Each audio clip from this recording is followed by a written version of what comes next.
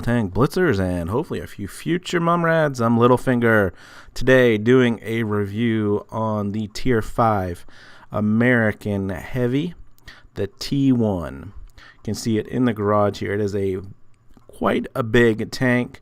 It does have decent mobility, and it's got pretty good armor, pretty good gun. Aim time on it is not so stellar. But it's a fun tank to play, and you can really bully some light tanks, medium tanks with this. So let's take a quick look at the tech tree. You can see we're down here at the bottom. T1 takes you up to the M6, T29, T32, M103, and the E5. All of these are really good tanks, especially good if you like hold down play style, good gun depression. I think my least favorite of these is the M6, but after that, they're all really good tanks. Just looking real quick, it comes with a 3-inch M7 gun. You'll obviously want to upgrade as soon as you can. You see here, penetration on it is 101, 157 with the APCR. When we switch over to the 76 millimeter gun, that increases to 128 and 177. To put that into perspective, the ARL 44 has 120 millimeters frontal armor, so not much issues with shooting AP at some of the Tier 6 heavies. Looking at consumables, I am running my standard repair kit, multi-purpose, and adrenaline. Provisions, running protective kit, improved fuel in case of cola, and ammunition here. You can see 41 rounds of AP is certainly more than enough. I do have 19 rounds of APCR, never came close to using all of that, and a few rounds of HE. And don't forget, you can get your Pramo using credits by changing that button right there to the right. Talk about equipment real quick. I am running the gun rammer. Like I said, this tank already has good penetration numbers, so would rather increase my rate of fire. Vitality, I'm running protected modules. This again goes to what you're running for your consumables. Improved optics get our view range up to 264. On the move of this tank quite a bit, so not much need for camo net. Again, Tier 5 still would not be spending spare parts on these tanks unless you absolutely love the tank and play it quite frequently, in which case you've got a choice between enhanced gun lane drive and supercharge. This enhanced gun lane drive would come in super handy on this tank, as you will see in some of the gameplay. Aim time on this at 5 seconds is unbearable at times. Enhanced armor versus improved assembly. 40 hit points is not much, whereas you've got pretty good armor already, so you're increasing at 5%. Definitely we'd go with enhanced armor. Improved control is primarily going to give you engine horsepower of 19 and a traverse speed of 3.6 addition, whereas engine accelerator is going to give you 67 additional horsepower but only a traverse speed of 1.28 addition. I think this tank moves uphill, accelerates quite well. I would probably go with improved control there. Vertical stabilizer. Again, anything we can do to get the aim time down on this tank, so I would go with that over a refined gun. This is a toss-up to me. And consumable delivery system really, again, depends on what consumables you are running. Obviously, pick the one that you're running the most of. So if you're not running adrenaline and power boost, I would say choose consumable delivery system.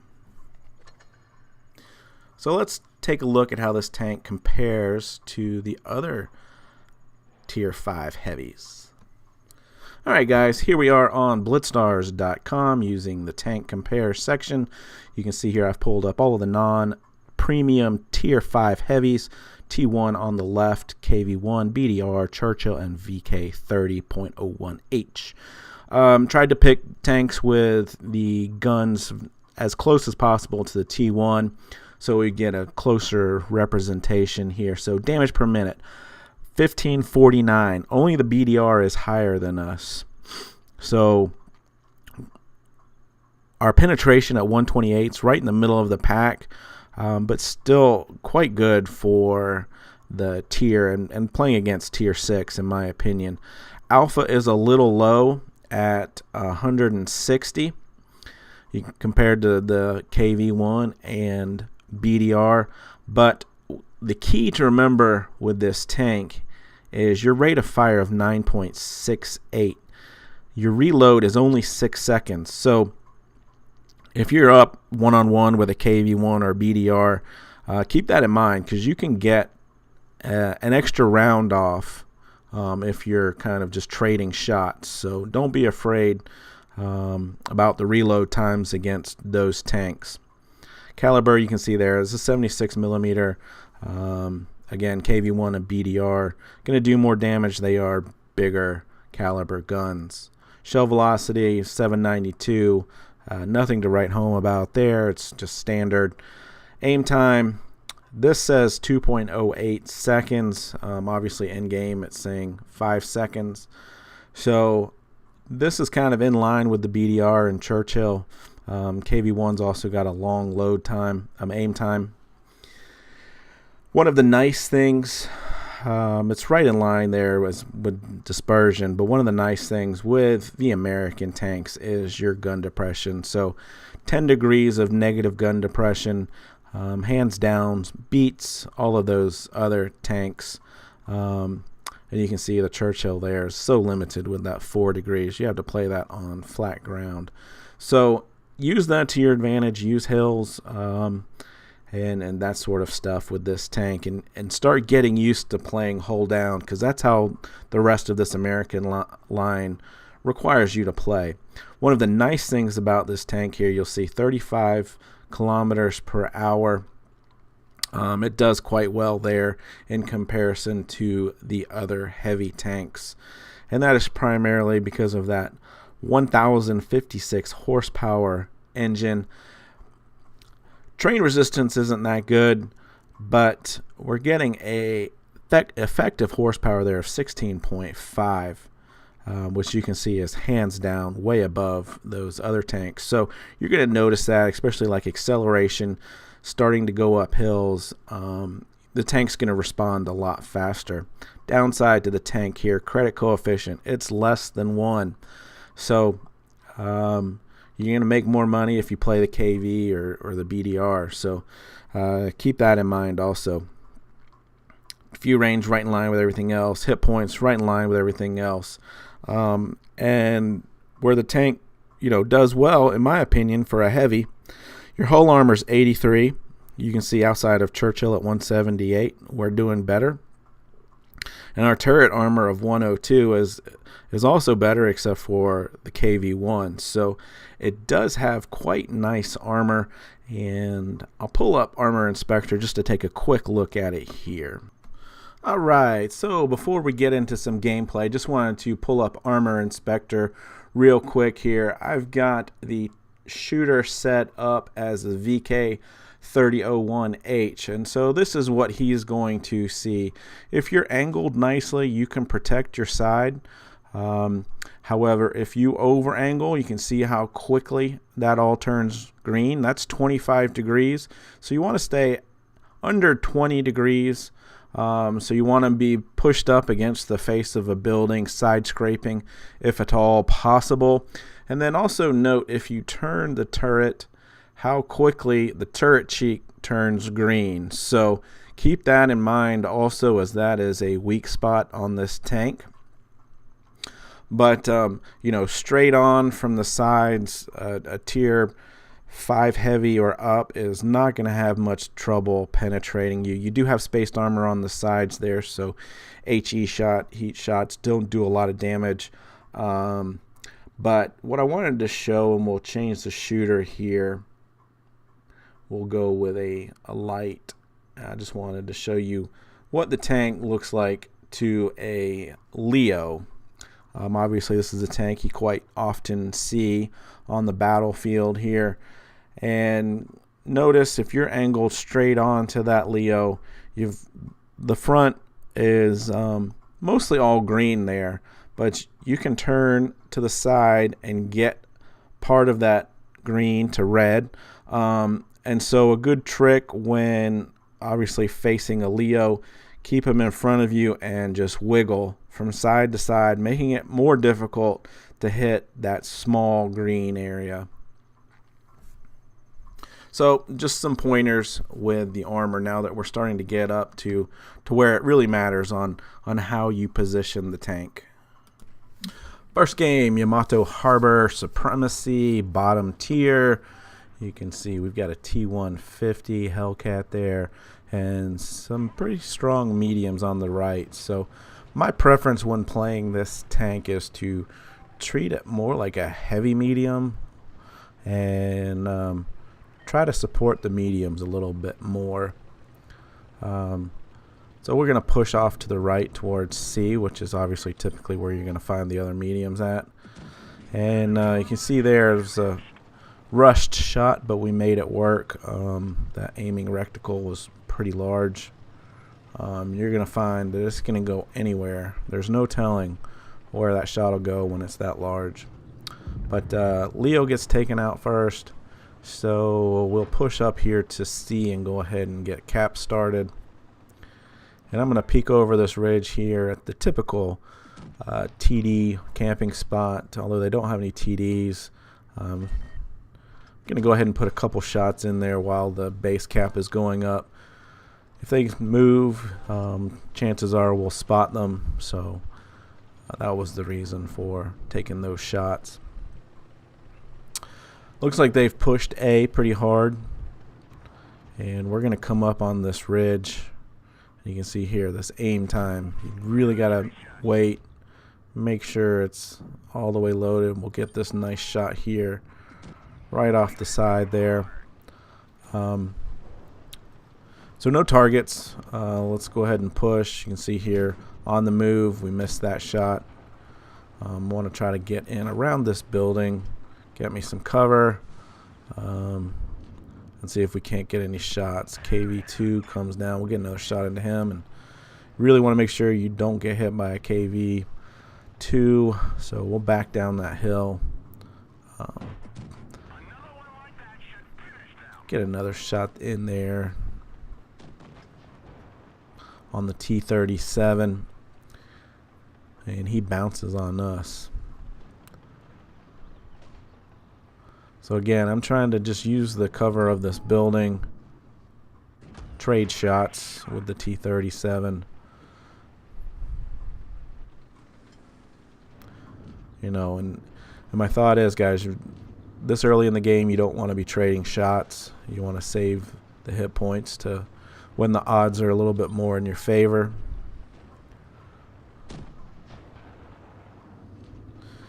Can pretty much aim anywhere on that T-37 and penetrate, so we don't wait for the reticle to go down, the aim time. You can see that BDR took a shot at us and only got our tracks. It's one of the nice things with this tank. And we'll get a shot into him, and gonna go ahead and switch it over to APCR so we make sure we get that kill. Now we can be a little bit more free with our hit points, although it's not really going to matter in this game. We've got a 2-base advantage and a 2-tank advantage at this point in time.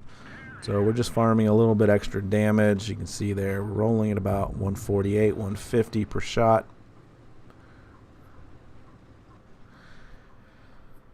And, you know, my thoughts on Supremacy is sometimes it can be fun, sometimes it can be total chaos. The games do typically tend to be a little bit shorter. But we ended up doing 1542 in damage, top in the class there, even though we were bottom tier, 2 kills. So game 2 here is on Copperfield, again a Supremacy, bottom tier as well. And while the damage isn't great on this game, I just wanted to show you this as an example of good role play. Obviously, we want to protect this base A. They've got a lot of heavies, and even you can see their Cromwell's shown up there. So they've obviously come up to A, and we've got a couple guys flanking around to C. And you can see here I am just barely peeking over the side, taking my shot and backing up, and effectively holding these guys at bay. No one's pushing yet, even though it's basically me and two other tanks here. And they have their whole team. So I'm trying not to trade shots, but also trying to keep them from pushing hard. So our team has managed to take all 3 bases at this point in time. And I am just backing down to cover whenever possible. We get a kill in there. Get another shot on the Churchill, and I think he thinks twice about that move. So he's going to back up. We'll finish him off. So you can see here, our days are numbered because we've got an Su-85 coming right at us, but we were able to take out 2 tanks and hold that position while our team flanked around and obviously capped all 3 bases. A little bit of bad driving there, guys, but we end up being able to pull this one off.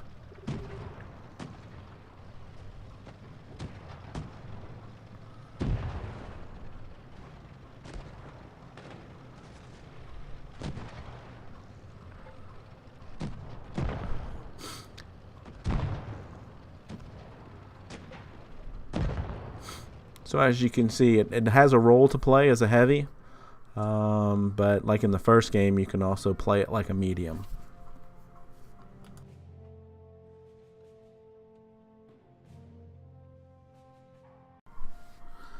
Alright, so you've seen a couple games as bottom tier, and kind of illustrated how this tank can hold its own even with a push from tier 6 heavies. But now I'm going to show you how much fun this tank can be as top tier. So I've told the team I'm going middle, and I like coming up to the spot, just see if we can't find anybody that's cutting across on the heavy side. They're not there, so I'm going to be patient and waiting for them to start popping up. Looks like they are going on the north side of the map here. So one of the nice things with this tank is our gun depression, so we can use this bridge and we have no problem getting our shot down. We get kill number 1 there, and here are the heavies. You can see that side cheek that I pointed out in the armor inspection, how that is definitely a weak spot. Unfortunately, I missed that shot, but anyway, looks like they're piling up on that side, and we've got good cover from the rocks to our left. We're just peeking out when we're ready to shoot and backing up, bouncing shots there. We're doing a good job of not taking too much damage just yet. We do get a shot from that T-67, who does turn out to be a good player. I am not sure how my engine caught on fire as getting shot from the front, but anyway, we put that out, and we've taken some significant damage here. Thankfully, that T-67 misses again and bounces that one. So now it's time to play it a little bit more cautiously and see if our tank advantage can help me out and get some of these people preoccupied, so to speak. So I'm just going to hang here for a little bit.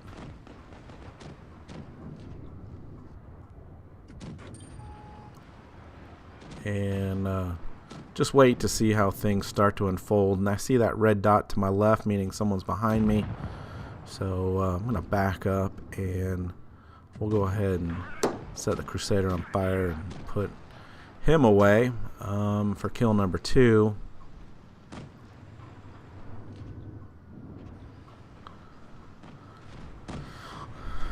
I know they're focused there on that Leo. He gets taken out by the T-67. I do some bad driving here and accidentally knock into the B1, but we finish off the Covenanter. T-67, you can see he's a good player. It was kind of a would have been a lucky shot if that had gone in. But T1 down here, go ahead and finish him off for kill number 4. And gonna try to chase down the T-67, but that's not gonna work out in my favor. The B1 is now AFK, and you see the T-67 realizes that, and he's coming after me first, but I've turned around. I missed that shot, but the nice thing about this tank is the amount of damage you can do from ramming. So we take out his tracks. He's got a slow turret, and we're able to reload and finish him off for kill number 5. 1774 damage, top of the class there. So you can see that other T1 did well with just over 2,000 damage.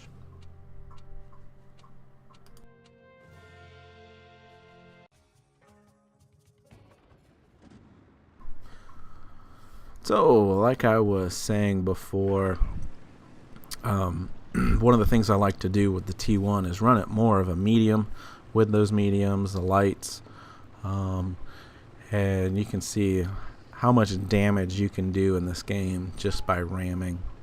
You get spotted here, so I'm going to hold up and just wait to see where they spot. I've got a couple gone down. And we've got a couple on this side, so I'm thinking it's probably pretty safe for us to push on the PZ4 and Wolverine here. So here we come, maintaining our speed here. Not sure how that shot misses, but I hit adrenaline, get a shot into him, and as he's backing up, we'll ram kill him. Missed that shot. Again, this tank does not shoot well on the run, but we get a nice bounce there, get a shot into him, and 217 damage for the ram. So that's kind of the fun side of this tank, is it does have good mobility. It can get up to speeds, and then of course you can do significant damage to those mediums and lights. Now, they've done a good job pushing around. I'm not sure, why that guy was still down there. And all of our guys are now in the middle of the map.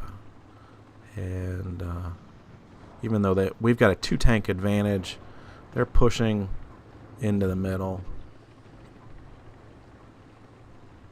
Trying to use these ridge lines to stay protected. Don't have a shot on the first KV1. We get a shot on the second one.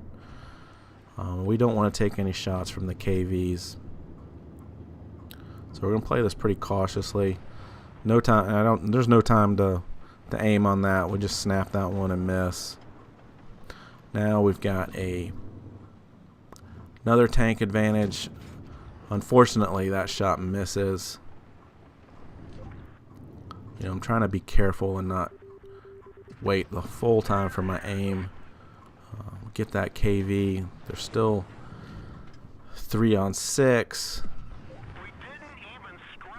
I'm only getting the side of the turret now, so I'm going to switch over to APCR, and unfortunately, we don't do as much damage. 126 there. They've got a tank back. I'm not sure what our guys are doing. They're just sitting there, not doing any damage.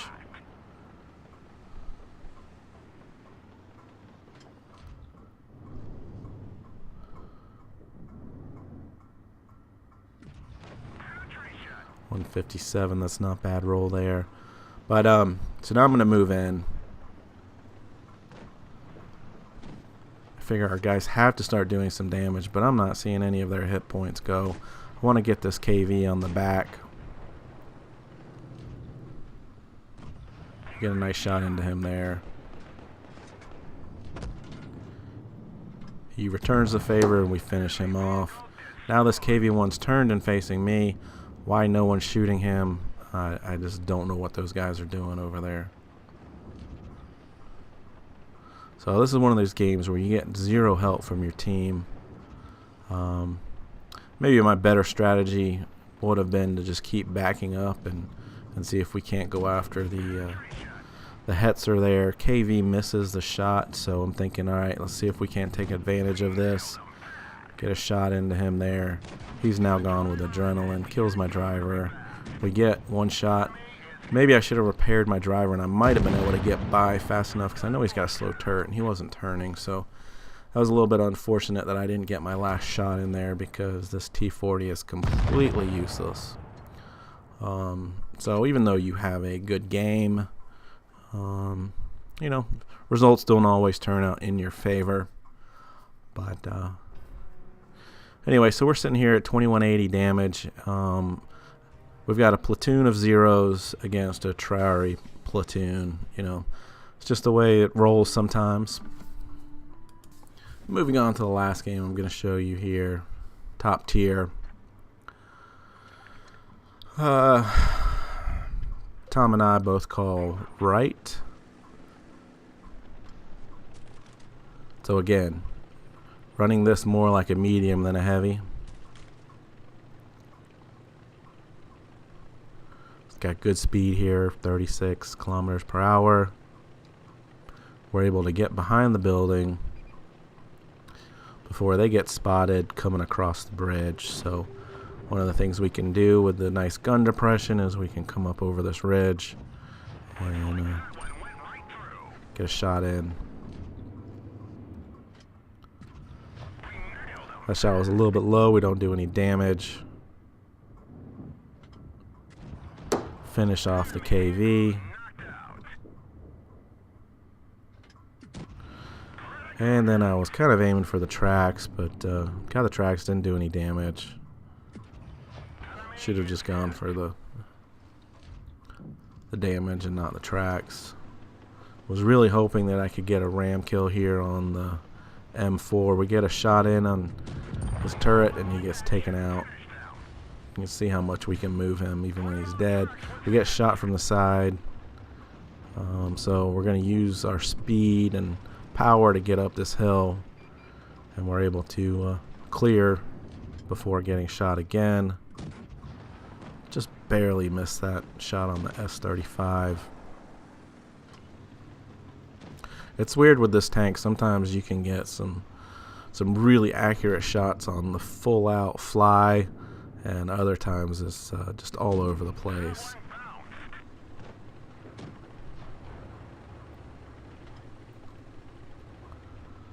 But again, you can see it does quite nicely coming up hills. Any other heavy, you're sitting here for a minute. Alright, so now let's relocate these guys through the building there. So I just took a pot shot. And he is now not paying me any attention, so we'll go straight for that track. Not too worried, we're angled nicely. Just keep on aiming for that track. It's down to 2. This BDR. Now I'm not worried about my hit points. So we'll go ahead and ram him for 167. M4 gets him. And now for the fun. We're going to get up to full speed, go downhill. And we've got an S-35 sitting at the bottom of the hill. You know how this is going to end. Here we go. Not even bothering trying to shoot. They just land right on top of him. 327. Take him out. So, really fun tank to play. Kind of plays as a medium / heavy. It can play different roles. The only downside is you do have to be a little bit careful with those aim times. But other than that, this is one of my favorite tier 5 go-to tanks when I'm on a losing streak. So anyway, guys, hopefully you've learned a few things from this review. Stay safe out there. Have fun. This is just a game. And always get educated. Not fingered. Littlefinger out.